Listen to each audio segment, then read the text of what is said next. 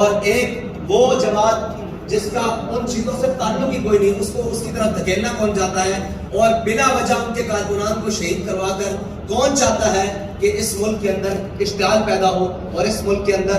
ایک افراتفری پیدا ہو اور اس ملک کو دوبارہ اس کی طرف دھکیلا جائے جس سے کسی کا مفاد جڑا ہوا ہے۔ اور اس سارے واقعے کے بعد ہم اس نتیجے پر پہنچے ہیں کہ پاکستان میں حقوق سب کے ہیں، تمام سیاسی جماعتوں کے ہیں، تمام چیزوں کے ہیں، ہر چیز کا حق ہے، لیکن اگر حق نہیں ہے تو دینی لوگوں کا نہیں ہے، اگر حق نہیں ہے تو مذہبی لوگوں کا حق نہیں ہے، اور حق نہیں ہے تو تحریک لبیک یا رسول اللہ کے کارکنان کا حق نہیں ہے، اس کے ذمہ داران کا حق نہیں ہے۔ روٹ کے اوپر سگنلز بند کر دیے گئے، اس روٹ کے اوپر جب گولیاں برسی اس کے روٹ کے اوپر لائٹیں بند کر دی گئی، لائٹ بند کر دی گئی، اس روٹ کے اوپر آنے جانے والے لوگوں کو رستہ بند کر دیا گیا۔ حالانکہ رستہ نہ ہمارے جلوس کی وجہ سے رکا ہے، ٹریفک بھی چلتی رہی ہے اور لوگ بھی آتے جاتے رہے ہیں، لیکن اس سے پہلے، اس واقعے سے پہلے کرنے کے کس نے آگے سے جا کر ٹرکوں کو رستہ بند کر دیا اور تحریک لبیک یا رسول اللہ کے جلدی نکلنے کا راستہ بھی روکے رکھا، جس کو 3.5 گھنٹوں بعد کارکنان نے پورا زور لگا کر ان گاڑیوں کو روڈ سے ہٹا کر اپنا راستہ واپسی کا صاف کیا، جانے کا نہیں۔ یہ ایک اتنے بڑے سوالات ہیں جس کا جواب اس ملک کے تمام ذمہ داروں کو دینا پڑے گا، ورنہ یہ بدماشی کہ جناب جس کا جب دل چاہے وہ مار دے اور جس کو مار دے کوئی تمیز کیے بغیر،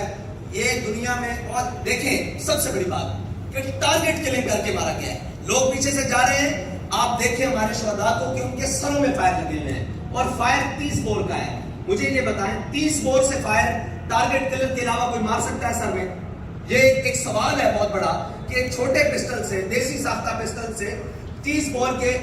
فائر ہمارے کارکنوں کے سروں میں لگے ہوئے ہیں، اور بڑی گنوں کے بھی فائر ہیں، وہ آر پار ہو چکے ہیں جسموں کے اندر سے، اور ٹارگٹ کر کر کے ایک ایک کو ٹارگٹ کر کر کے وہاں فائر مارے گئے ہیں۔ تو یہ ٹارگٹ کلنگ کے سلسلے کی طرح، بالکل اس طرح جس طرح ان کو اتنا ارزاں سمجھ کر دن بہ دن پایا جا رہا ہے اور اس کی قیمت بھی نہیں، یعنی یہاں شہداء کے جنازے ہوں کسی کو دکھانے کی اجازت نہیں، سچی بات یہ ہے، اور یہاں شہیدوں کی گنتی کسی کو بتانے کی اجازت نہیں، یہاں زخمی ابھی بھی پڑے ہوئے ہیں اسپتالوں میں، کسی کو ان کو جا کر دیکھنے کی اجازت نہیں، اور پوسٹ مارٹم کے لیے 48 گھنٹے ہو گئے ہیں، تمام جگہ پر ہم باڈیز لے کر تمام سرکاری اسپتالوں میں، مجسٹریٹ کی عدالتوں میں پھر رہے ہیں کہ ہمیں کورٹ آرڈر دیں تاکہ ہم ان کا پوسٹ مارٹم کروا سکیں، وہ کورٹ آرڈر نہیں دیے جا رہے، وکلاء صبح سے لے کر شام تک کچہریوں میں بیٹھے ہوئے ہیں، کوئی سننے کے لیے تیار نہیں ہے کہ یہ ہوا کیا ہے اور یہ ظلم آپ کے ساتھ کس نے کیا ہے، کیوں ہو رہا ہے۔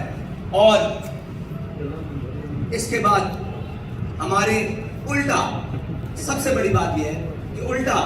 جن کو شہید کیا گیا لگ پڑی، ہمارے پاس وہ ویڈیوز بھی ہیں، وہ لوگ چلائیں گے کہ جب ہم اعلان کر رہے ہیں کہ ہم واپس جا رہے ہیں اور ہم نے ختم کر دیا واپس چلو، یہ شاہ صاحب بھی اعلان کر رہے ہیں، میرا بھی اعلان موجود ہے ذمہ داران کا، اس کے اندر فائرنگ کی آواز باقاعدہ سنی جا سکتی ہے کہ اس وقت فائر کھول دیا گیا کہ آپ آگے کیوں نہیں جا رہے، آپ اس جگہ پر کیوں نہیں جا رہے جہاں پر فساد ہے، آپ یہاں سے واپس کیوں جا رہے ہیں۔ تو ہمارا جلوس زیادہ کلومیٹر بنتا ہے، 4 کلومیٹر، لیکن ہم احتیاطاً کہہ رہے ہیں